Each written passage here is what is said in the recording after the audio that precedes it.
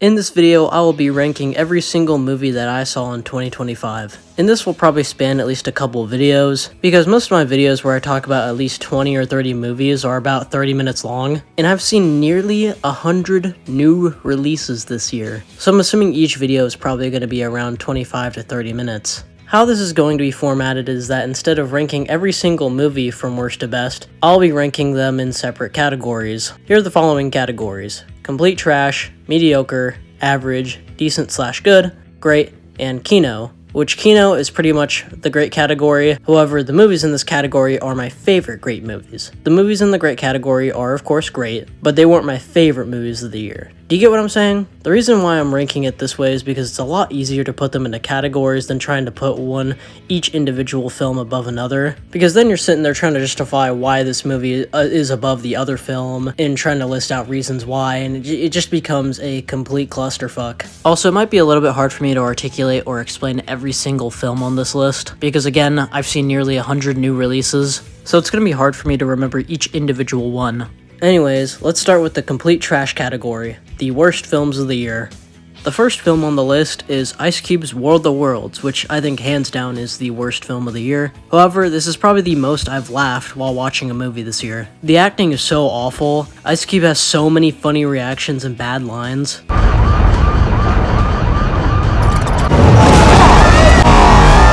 It's you! It's you! Yeah. Are certain. Got him! Got him! Take your intergalactic asses back home! Back home! It led to so many great memes.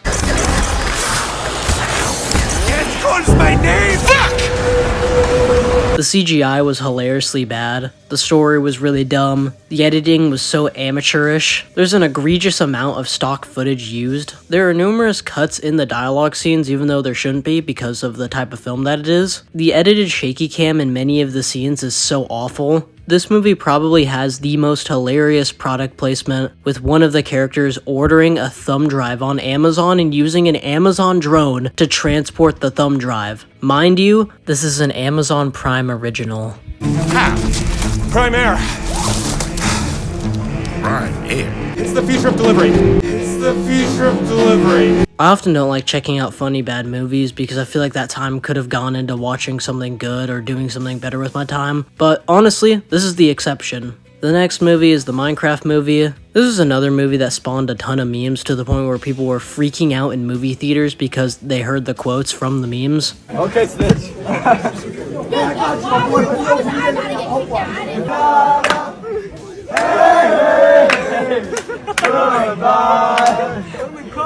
Like straight up some Avengers Endgame type shit. Anyway, the movie itself sucks. Most of the movie is painfully unfunny. There's maybe one or two funny lines in the entire film. None of the acting is that good, especially from the main kid. Jack Black just puts emphasis on every single word he says.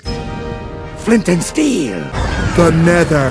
He pretty much says everything to the audience, even if it's something that we could have deduced, which was the main source for a lot of memes. I also found the random dance numbers to be cringe. None of the characters had any depth or meaningful arcs. The CGI though honestly didn't bother me. The only nitpick I had is that it looked a bit too close to real life, and that's about it. A complaint that I do have is the amount of shit in the movie that is not at all present in the games, or the many times where they could have easily taken advantage of their resources to make shit that would help them, but decide not to. Like when they find Steve's diamond stash, they easily could have made sets of diamond armor and swords, but decide not to take advantage of that. The story is pretty dumb, which isn't really a surprise.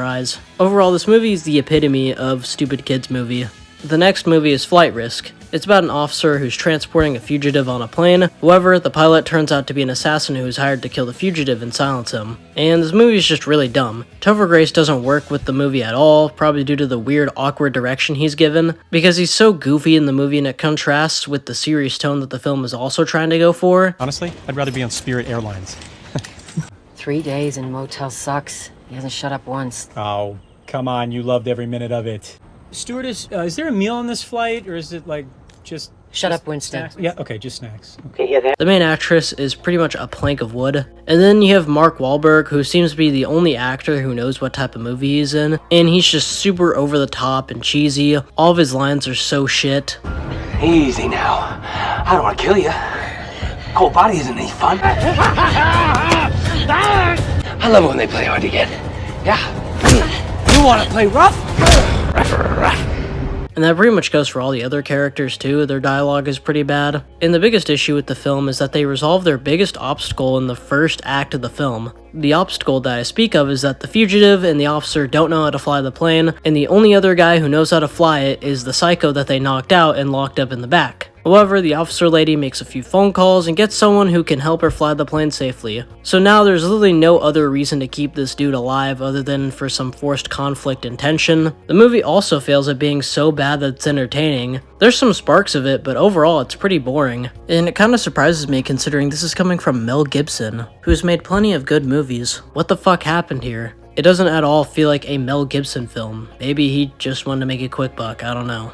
The next movie on the list is Captain America: Brave New World. This was another expected Marvel disaster with the constant reshoots and an overinflated budget, and it really shows in the final product. It's a Frankenstein's monster of several different plot points. It wants to be an Incredible Hulk sequel. It also wants to be somewhat of a sequel to Eternals, and it's also a follow-up to Falcon and the Winter Soldier. It's an incoherent mess that tries balancing all these different ideas but just fails miserably. It also shamelessly rips off Winter Soldier many times. A good example of this is in the opening action scene, where they give Falcon a mini-boss just like how they gave Cap a mini-boss in Winter Soldier. And the mini-boss in this film is completely forced into the plot, whereas it made sense in Winter Soldier. There's no reason for Falcon to stop and fight this guy because he has bigger fish to fry. He's wasting valuable time on giving this random big dude a clean fight. This mini-boss also pulls out a knife and slashes through Sam's suit, which is vibranium by the way, and this is never really brought up ever again, which is weird. You'd think Sam would wonder how the hell this dude was able to slash through his vibranium suit with a random knife. Speaking of Sam's tech, he is ridiculously overpowered in this film. He has Cap's shield, his own wings which are vibranium, his whole suit is vibranium, he can do a purple AoE attack,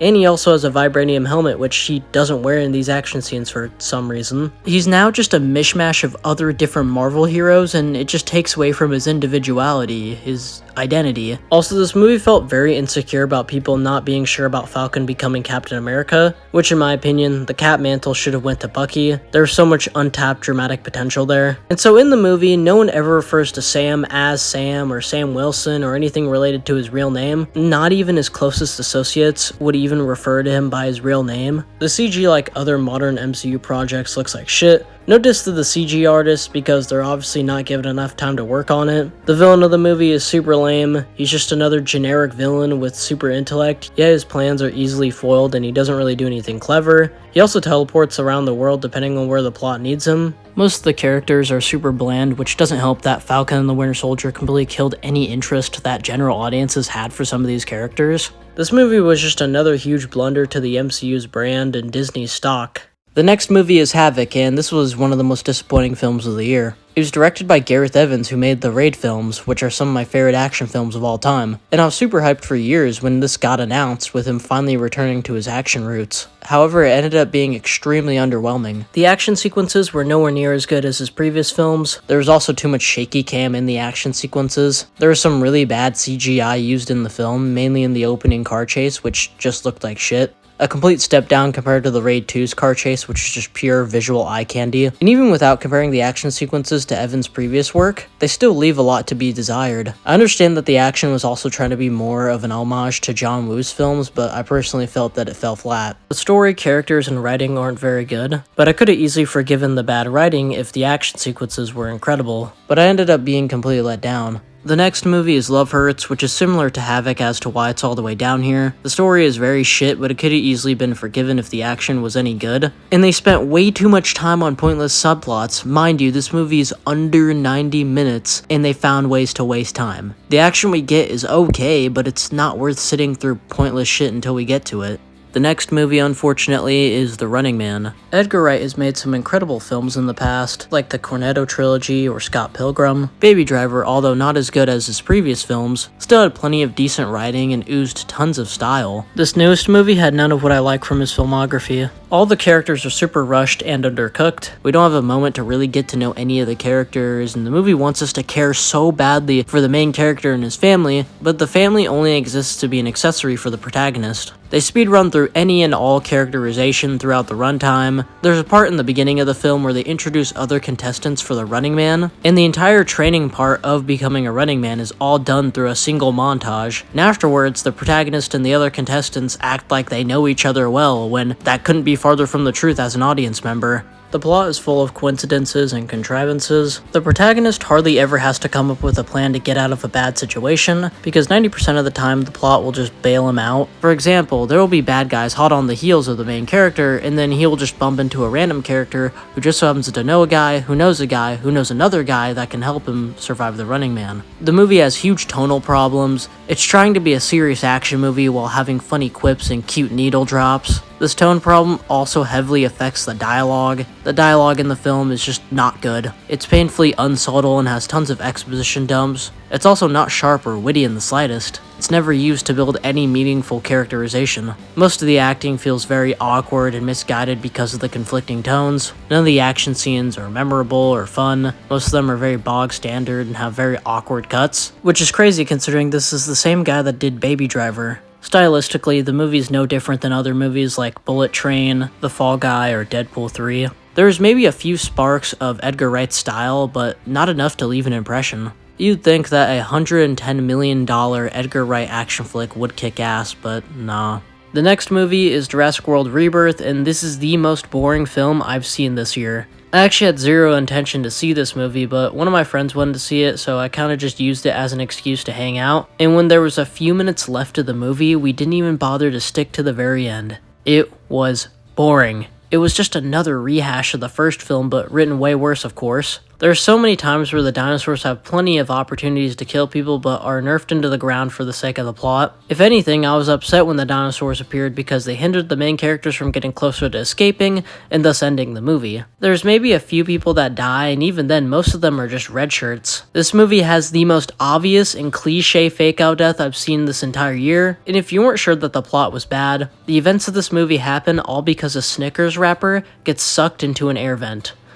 I'm being dead ass. And the final film in this category is FNAF 2, and it's just as bad as the last movie. Bad story, terrible dialogue, especially for the child actors because they were given very, very bad dialogue. And they're given very poor direction to where it sounds like they were just reading off a script. The only good thing I can say about this movie is that the animatronics look pretty good, and it was neat to catch some Easter eggs and references, because I used to be into this shit when I was like 10 or 11 years old. I think the funniest part of the plot is how the animatronics just teleport around depending on where the plot needs them. These animatronics move as fast as RoboCop, yet they somehow get from point A to point B just in time for the plot to happen. Overall, it was unsurprisingly bad.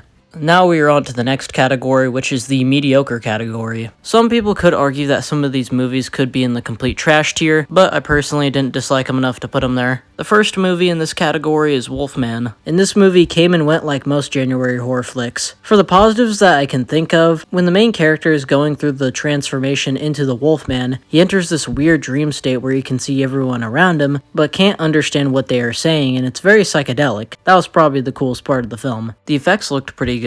There was an attempt at taking the Wolfman story into a new direction. That's kind of where my positives end. The movie was just very boring. The movie is very on the nose with its themes of trauma and overbearing parenting, but these themes just don't work because the examples that the movie chooses to show of overbearing parenting are very tame or just normal parenting. Like at the beginning of the film, it has the main character and his dad hunting, and it makes sense why his dad is a bit of a hard ass on him because they are literally out hunting. But when the protagonist gets older, the movie tries to show how the dad's parenting has made him overbearing, such as when he was asking his wife to take her phone call somewhere else because he was trying to focus on cooking. Wow, what a horrible thing. And the Wolfman transformation stuff is just super dragged out and heavily affects the pacing. And when the main character finally becomes the Wolfman and starts attacking his family, he misses every single opportunity he has to kill his family for the sake of the plot. This was a pretty huge step down compared to Lee Winnell's previous work. The next movie is Heads of State, which was another disappointment from this year. Despite how bland the poster and overall marketing was, I was still excited because of the director's previous work, which was Nobody in Hardcore Henry. The premise sounded fun enough with John Cena as the US president and Idris Elba playing the UK Prime Minister, fighting their way through a life or death situation. The dynamic between Elba and Cena really carried this movie because, for the most part, this is a painfully run-of-the-mill big-budget action movie that's interchangeable from so many other recent action films. The director's style is nowhere in this movie. If you told me that Sean Levy or David Leitch directed this, I'd 100% believe you. The music choices are so uninspired, and the final nail in the coffin for me is the PG-13 rating. This rating completely cuts the director at his knees. What makes this film so fun is the over-the-top, gory, bloody chaos, and that has been stripped away with it being confined to a PG-13 rating. The next movie is Novocaine, which suffers from a lot of the problems that I listed with Heads of State, minus the PG-13 rating. The concept is pretty cool with the main character feeling zero pain, however it comes with a lot of caveats. He can't eat food normally or else he might accidentally bite his own tongue off. He has like a thing on his shower faucet to block it from being too hot. Although they use their R rating decently, the action scenes are very boring aside from the moments where they take advantage of him feeling no pain. The choreography is nothing to write home about, and personally I don't think they do enough with the premise. There's sparks of creativity, especially when he's in that house of booby traps, but I didn't feel it was enough. Jack Quaid and Amber Midthunder had solid chemistry, but everyone else in the movie is just kinda meh. The best way I can describe this movie is that it feels super flat. It's not shot in any particularly interesting way. The movie is plagued with unfunny Marvel humor.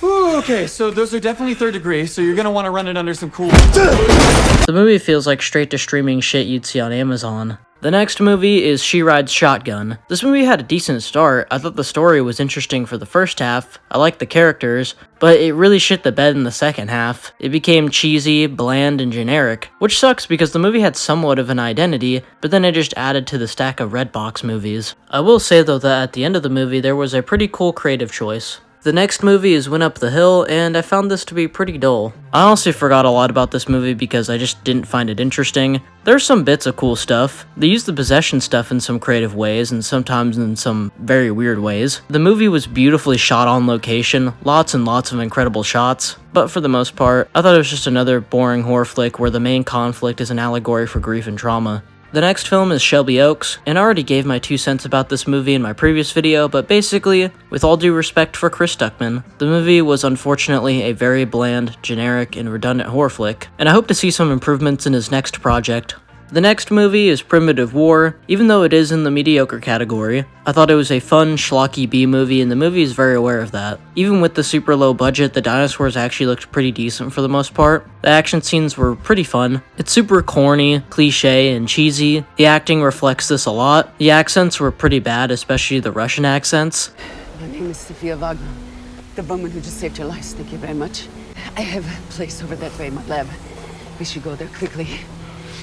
We'll be safe there from the wrecks. The movie definitely overstays its welcome, could have easily been trimmed down, but overall I had a decent time with it. The next movie is Keeper, and this movie nearly put me to sleep many times. I literally drank a Monster, sponsored not sponsored, and was still on the ropes with falling asleep. It was extremely boring. Hardly anything happens throughout most of the runtime. It's just Tatiana Maslany seeing weird shit come and go throughout this house until the last 30 minutes, her husband delivers a fat exposition dump that explains everything. It's not rewarding in the slightest. For the positives, it's very well shot, the acting is good, there's plenty of cool visuals and effects, but overall it was just a snooze fest. The next movie is Him. In terms of visuals and style, this movie is pretty cool. The movie is shot pretty well and uses this X-ray effect in a very cool way, but that's all this movie has going for it. The story and characters are extremely thin. Marlon Wayans gives a great performance but has zero characterization. The movie was painfully unsubtle about what it was trying to say. It's not clever or profound in the slightest. What you see in the trailer is about how deep it gets with its themes. It got extremely pretentious at times, with it literally recreating the Last Supper painting.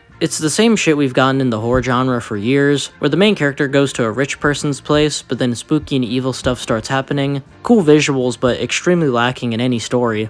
And the last film in this category is Silent Night, Deadly Night, and I actually had some decent fun with it. In terms of the writing and the story, it's pretty mediocre, but there's plenty of fun kills and carnage that made this an entertaining watch. And there's this twist towards the end of the film to where you can kinda get on board with the main character's bloodlust. And that's the end of this video. I was honestly expecting this to be a lot longer of a video, but hey, maybe they might just be 20-25 minutes. I thought it was going to be like around 30, but we'll see. The next video will be covering the average category and the decent/good category, and that probably won't be out for another, I don't know, few weeks or so. Anyways, thanks for watching. Like and subscribe, and I'll see you in the next part. You talk about you and how blessed you are. In Jesus' name, I pray. Amen. Have a good weekend. You made it, man.